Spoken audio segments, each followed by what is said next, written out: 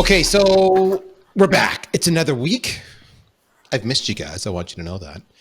And I say that with all sincerity. I know I always open up the same way, and I always say I miss you, and I always say you guys are the highlight of my week. But you truly are the highlight of my week. I don't know what it is. I don't know if it's the therapy of talking with my tribe and just hanging out with you guys.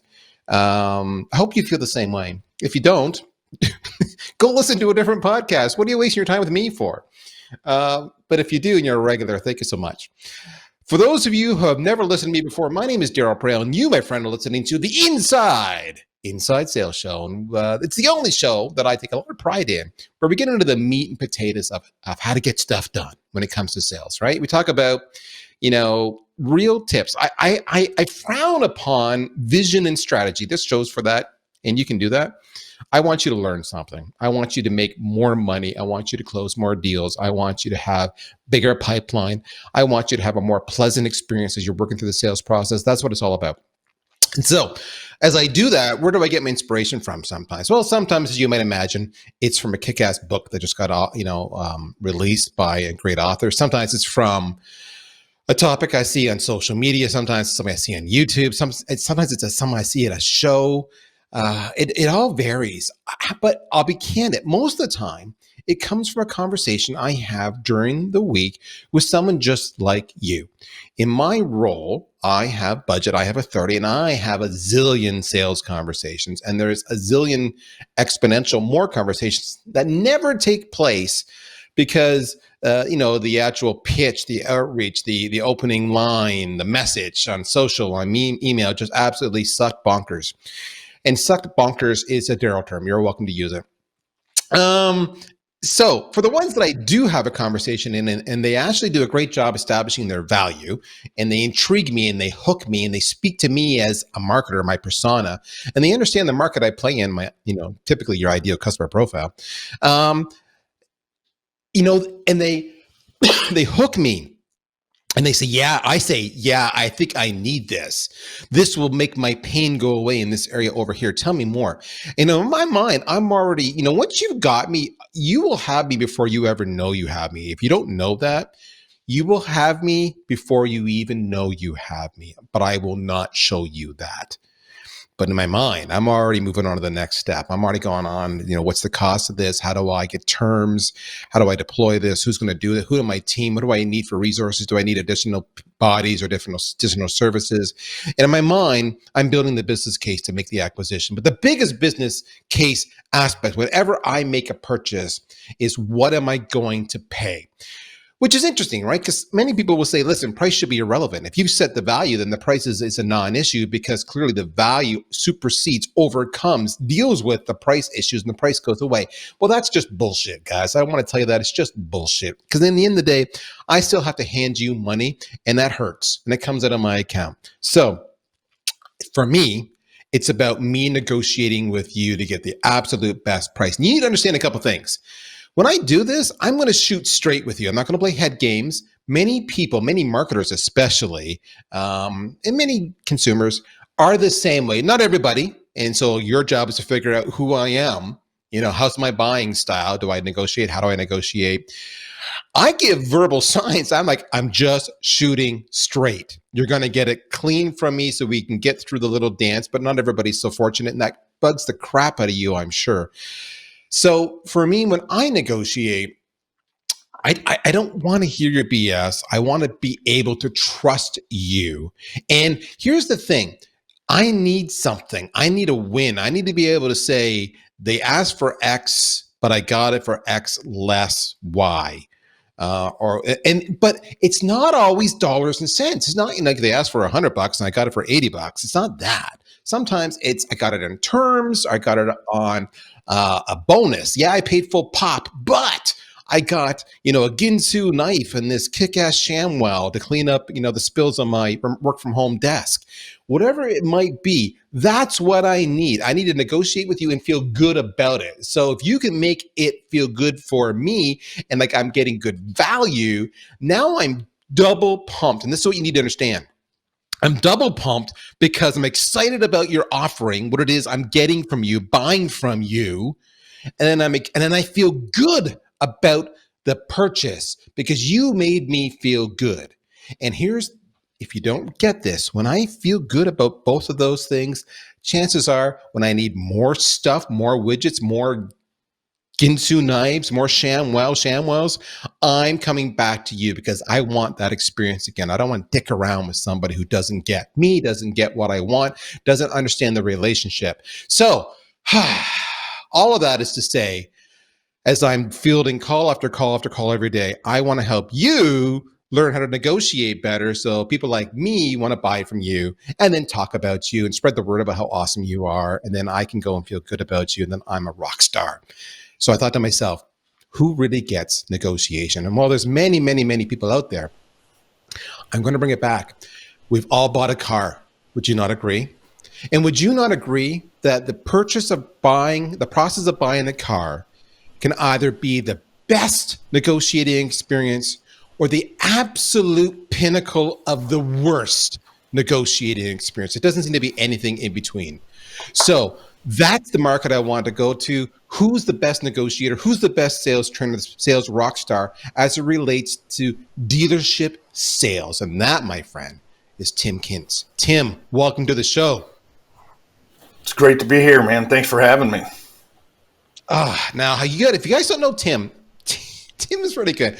Tim reminds me of my brother-in-law. He's just laid back, tells it as it is, and smart as all can be. He's with the Kintz Group. You can check him out at kintzgroup.com. I love his Twitter handle, the Tim Kintz. If you're not sure to spell it because maybe you're listening to the audio only, it's Kintz. Or for those who are listening outside of the U.S., that's a Z. So there we go. The Tim Kintz. Right. Tim, you, my friend, if I understand, you just launched a book in March called Frictionless, all about closing and negotiating with purpose. Did I get that right? You did. You got it right here. It's badly needed in our industry. Kind of like you said that, you go out and buy a car. Anybody that's ever bought a car has either had a good experience. I'm not so sure how many great experiences people have, or they've had horrible experiences, right? People rate buying a car in between getting sued and having a root canal. At least if they have a root canal, they get free drugs out of it, right? So my mission is to turn these guys in dealerships, turn them into professional negotiators, because I think you said this, that it's not always about the price, right?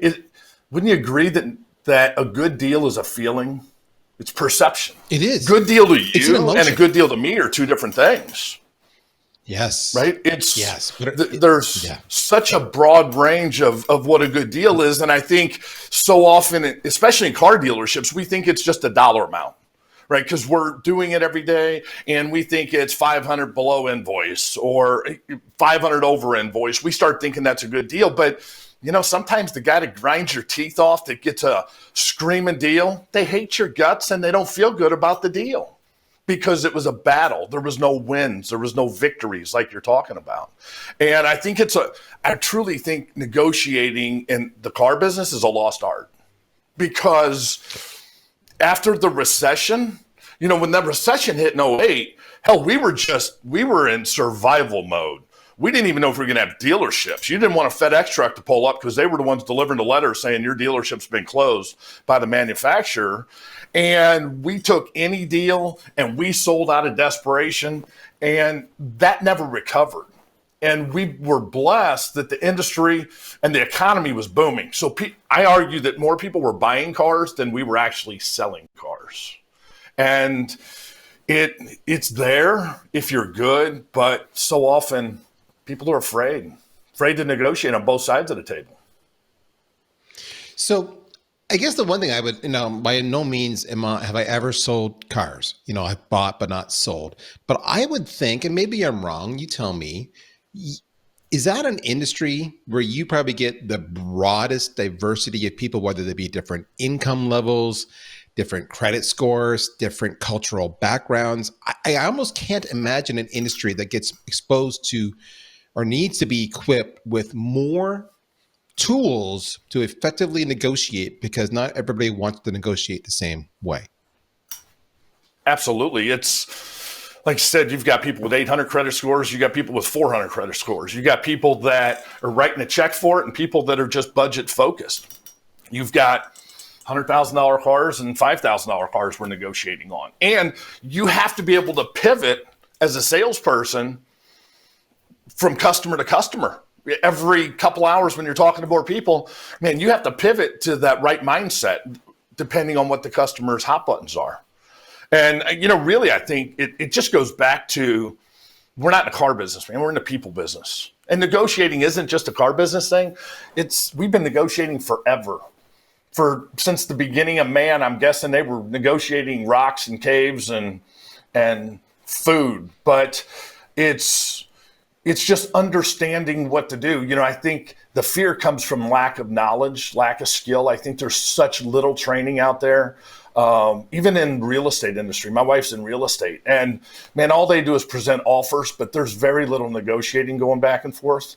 I talk about the golden rules to negotiating, and they really apply to any industry that has to negotiate something. And, you said something else about emotions. Go ahead. When you go out to get a car, you're excited about getting that car, right? On your way there, you're thinking, man, do we want the black one with the gray interior? Do we want black on black? Do we want to get the sunroof? Do we want to get the panoramic? And you're excited. And it's so often you walk on a lot and salespeople's first thing is, so how much you looking to spend a month? How much down do you have?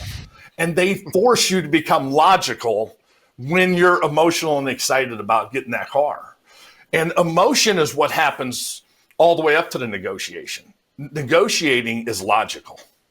Right? That's the logical part of the deal. But you have to be able to leverage the emotions to get the most out of the logic when you sit down and negotiate. So I think, where do I want to go with this? I know I want to talk to you. One of the things that Tim talks about in his book, guys, is he talks about the 5 golden rules of negotiating. And he actually referenced it already and covered that today. But before I get there, we're on this emotion conversation. And what resonated for me when you said that was, yeah, you're right. I'm the buyer. I'm emotional. I'm excited. And the first thing you want to do is bring in logic. What's your budget? We all ask that, what's your budget question? And it takes me out of the moment. Is that a skill that can be taught? Because I often have a conversation about empathy. I think I can teach you empathy a little bit, but I don't think I can teach somebody who's not naturally inclined to be empathetic to be a natural empath. So is this something you can train out of sales reps to understand if there's an excitement and energy and emotion there to not suck the life out of the room by going right to the numbers, even though that's obviously where they want to get to? You tell me. Hell yeah. New guys do it all the time. New guy starts selling cars, doesn't know anything about anything. Customer walks on the lot. They just figure you're there to buy the car. And hell, the new guy gets you on a demo. You go for a drive. They get you excited. They drive it because they want to drive the car. And they get you inside, and the first time numbers are ever talked, because if a customer says, well, what are payments run? I don't know. What are interest rates? I don't know. What kind of discount can I get? I don't know, but I'll find out. Let's take it for a spin.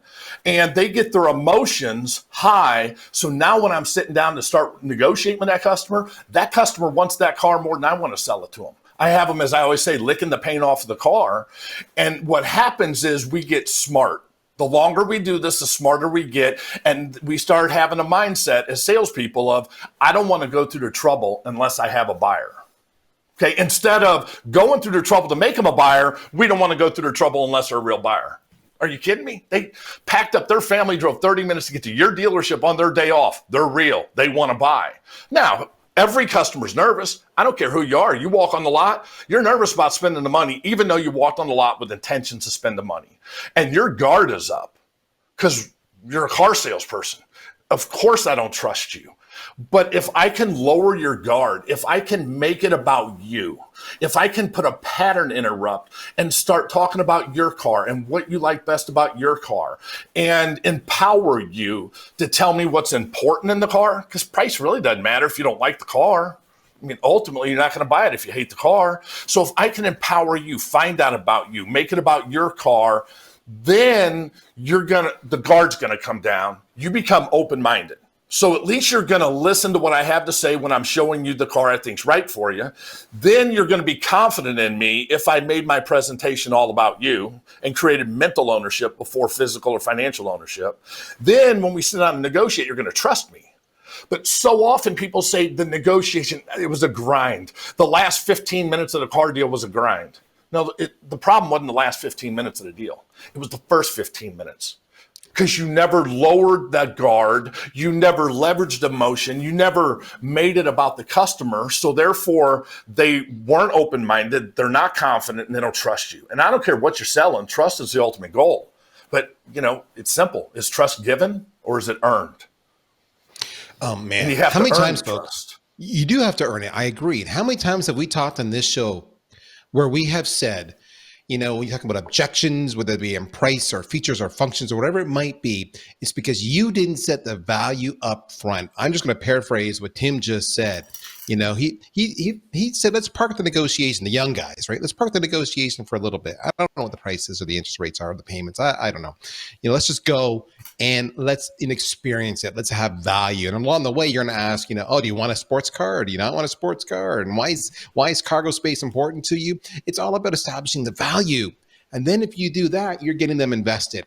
And now it's not just values established, but there's an emotion process too. And now we can approach the negotiation process from our own respective desires, right? So, Tim's going to want a good price. He's going to want the most, margin and profit, but you're going to want a good price, but you want the car. So you're both invested in the conversation. You both want an outcome.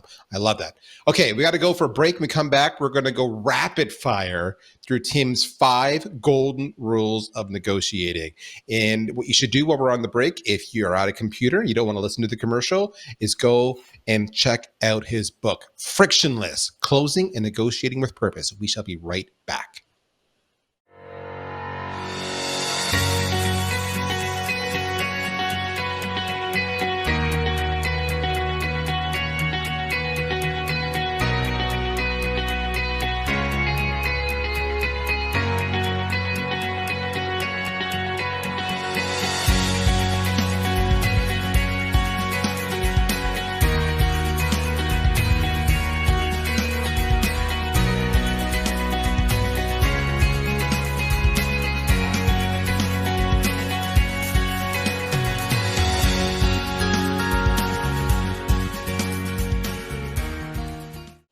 Okay, so one of the things we didn't tell you before we went to commercial, we told you about the book, but we didn't tell you there's lots of ways you can buy it. In some ways, speaking of negotiating and price, are actually more affordable for you than other ways. Tim, before we get into the 5 golden rules of negotiation, how can I get the book?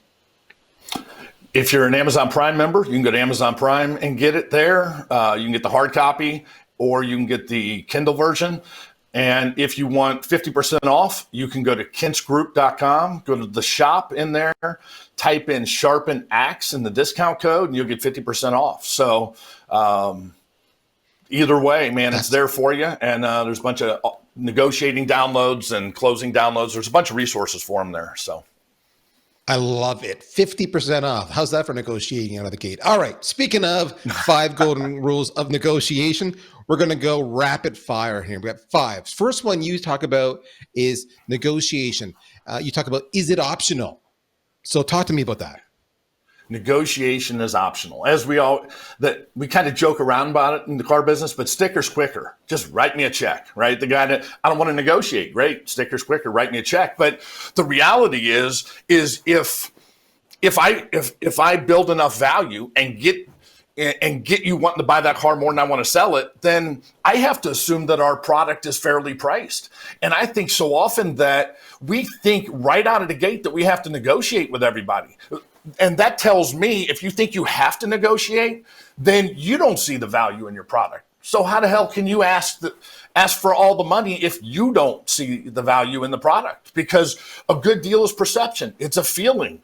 And gross profit are not dirty words. And there's nothing wrong with it if you deliver the service to the customer. But you have to convince yourself that negotiating is optional and there's nothing wrong with you making money when you sell a car or any product for that matter.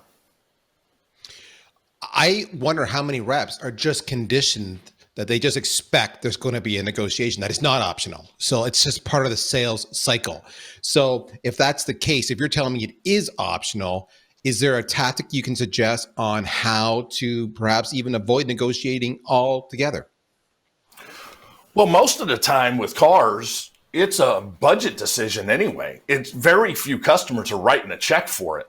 So if I can make it a budget focused negotiation, if I can figure out how to fit this vehicle into the customer's budget, look at it this way. If they had 20 Ferraris sitting out there and they were $199 a month, what do you think is going to happen to all those Ferraris? They're going to sell the hell out of them. They're not going to have them. They're not buying. The price is still whatever, $200,000, $300,000, but it's the payment, right? It's a budget. And if I can afford the payment, then I'm going to buy it. So, and I'm not saying that's not boilerplate with everybody, but you have to have that belief going in that it's fairly priced. And the reality is most customers, if I can fit it in their budget and they feel like they're getting a good deal and we're going to take care of them after the sale as well, then that has to be my belief. Now I have to be ready to negotiate, but it's having no fear. Golden rule number 1, negotiation is optional. You don't have to do it. I love it. Number 2, you talk about how that you should negotiate out of inspiration and not desperation. I love that. Can you explain what it means though? Yeah, I think in the car business for sure, I think we're more afraid of losing a car deal than we are inspired to make it. I can't tell you how many times I hear, yeah, but I can't ask that. I can't say it to a customer. It may not work. Yeah, but it might work. You have no idea. It's stop being afraid of losing a deal and start being inspired to make the deal. You know what, John F. Kennedy, never negotiate out of fear, but never fear to negotiate. As soon as you have fear, as soon as you're afraid you're going to lose this car deal, then that customer has the advantage throughout the whole thing. And stop being afraid of losing it, be inspired to make it. Look, there's nothing wrong with going and asking for all the money. That's golden rule number 1. But when you go in there, you can't let that fear. What does fear stand for? False evidence appearing real. Do what you fear and you'll conquer fear. But that circles back to not having the skills to be able to handle any objection that comes up within that negotiation, or from trusting what you did early in the sale. People that are afraid to negotiate, ultimately it's because they didn't earn the right to negotiate with this customer. They hadn't built the value. They didn't earn that trust with the customer. And that's when fear typically kicks in. I love your quotes and your acronyms. The one thing I'll share is that when I ran sales multiple times and I have my own agency, once I got over in my mind that I could walk away from a deal, and I gave myself permission to walk away from the deal. And I knew that I was going to have to work and have a steady pipeline of flow, and that a certain percentage of those deals I would walk away from because I couldn't come to agreement on a price. It was much easier to negotiate because I had that freedom. And it also inspired me to structure a deal so I didn't lose it, to structure a negotiation. Again, it could be payment terms, it could be freebies, it could be bonus stuff. I don't know. But let's think outside the box. It doesn't always have to be on the terms the customer suggests or even the terms that your boss might suggest. Be inspired as opposed to desperate. What a dramatic difference. Okay, number 3. I love this. I'm paraphrasing here, so correct me, Tim, if I get it wrong. Whoever cares the least wins. I got it. Help me understand that one. Or maybe that's what I just said. Yeah. Whoever cares least in a negotiation wins. Meaning that customer needs to want to buy your car or even your house. It doesn't matter what you're selling. They need to want your product more than you want to sell the product.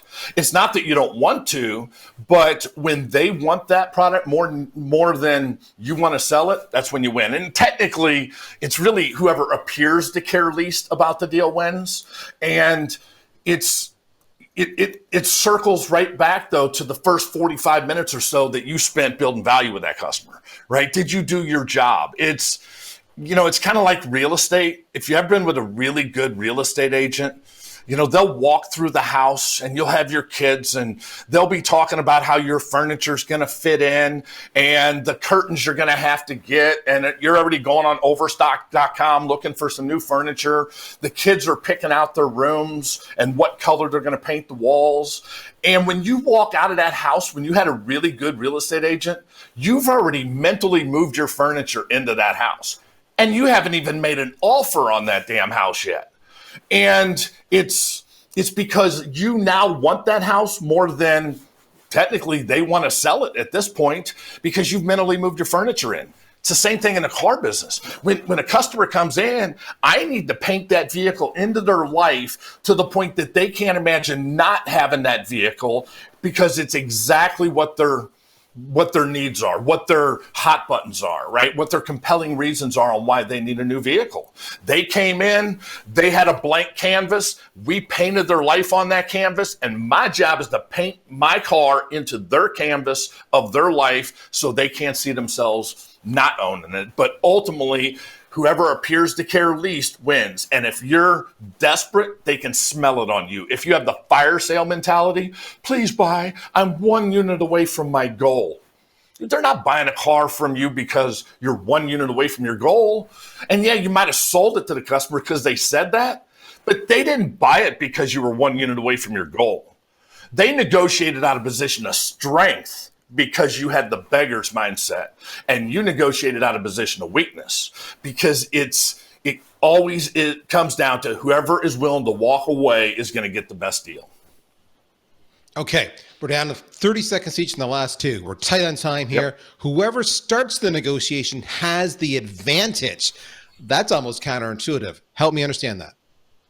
Whoever starts a negotiation has the advantage. I don't want to ask the customer what they want to pay. They're just going to dumb me down. They're going to lowball me and get my thinking down and get my attitude down. When I'm negotiating, I want to start the numbers because every time I come down on my numbers, the customer wins. But if I let them start the negotiation and I grind them up, every time I grind them up, every time I bump them, it's a loss. So always start the figures, always start the negotiation, and you're going to win more negotiations. That's brilliant. Last but not least, you talk about removable objections. So what do you mean by that? Yes, that's negotiating 101. You add things in that you can afford to take out. You were talking about it before. I'm going out there. I may show you 48 months with 20% down because I think that's the best way to get your new vehicle. Now that's to me, that's the best way to get it. It may not be your way you're going to get it, but now I can always go to 60 months, to 72 months. I can always reduce it to 10% or 5% down. You add things in you can take out. Me and my wife we buy rental houses, and I'll always throw things in. Well, I want a $3,000 paint allowance, and I want a fence allowance and a carpet allowance, and I want you to throw in the appliances. I don't want any of those things. I want the price, but I want to be able to remove the paint allowance. I want to remove the fence allowance so they feel like they win. It's built-in victories in your negotiation is what removable objections do for you. You build in victories so the customer feels like they're winning. Oh my gosh, this has been a masterclass. I've had fun today, Tim. You know your craft so well. I am so pleased to have you on. Guys, did you have as much fun as I did? Frictionless, closing and negotiating with purpose. If you go to kintzgroup.com under shop, you get the 50% off. What's the code again there, Tim? Sharpen Axe. Sharpen Axe. Or, of course, you go to Amazon, Prime, Kindle, knock yourself out. That's fantastic. Guys, that is the Tim Kintz. You can find him on Twitter. You can find him on LinkedIn. Follow him. Tim, thank you so much, man. You were a joy to work with today. I loved everything you said. Your energy is awesome, but man, your insights are killer. Thank you. Would you come back to the show if you bring you back? Maybe we talk about some more stuff in the book. It was an honor to be here, and I'll come back anytime you want. I got a new leadership book I'm writing as we speak. Okay, so we'll have you back for that because that's going to be killer. Even though the show doesn't talk about leadership, damn it, we'll make an exception for you because you're just so much fun to talk to. Guys, we're out of time, but I had a great time. I hope you did too. Tim Kintz, he is with the Kintz Group. Check him out. I'm Darryl Prale, sometimes with VanillaSoft, but every day I'm your host here on the Inside Sales Show. You take care. We'll talk to you soon. Bye-bye.